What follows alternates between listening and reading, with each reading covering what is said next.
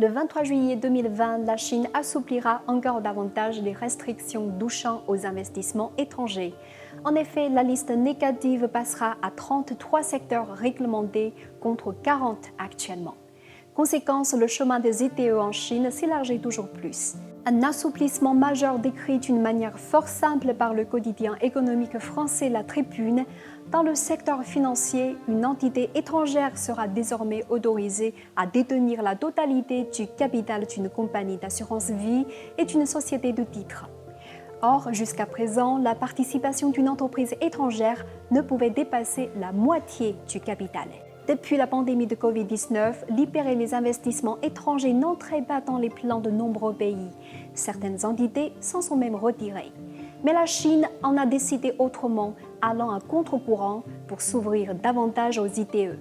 Et cela illustrait parfaitement cette volonté d'ouverture pour favoriser la libéralisation des investissements étrangers.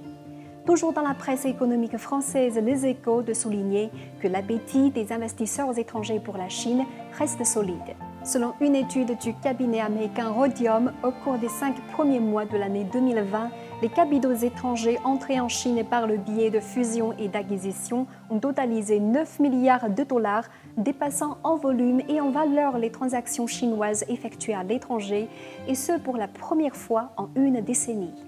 En effet, de 2017 à 2019, alors que les investissements transfrontaliers déclinaient à vue d'œil, les investissements en Chine enregistraient une croissance régulière, la plaçant sur la deuxième marche mondiale en termes d'attractivité.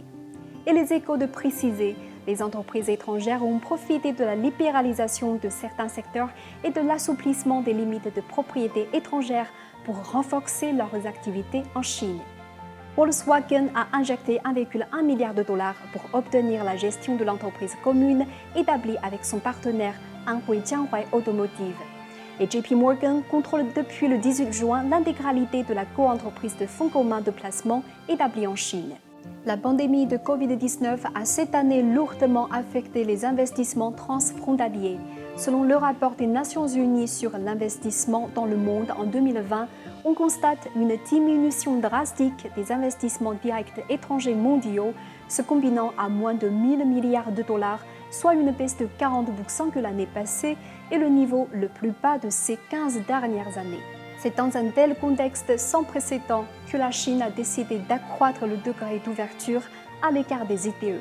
Cela est non seulement nécessaire pour préserver son attractivité à l'égard des capitaux étrangers, mais cela manifeste aussi sa volonté de soutenir la libéralisation des investissements étrangers tout en contribuant à la reprise et la stabilisation des échanges et autres investissements mondiaux.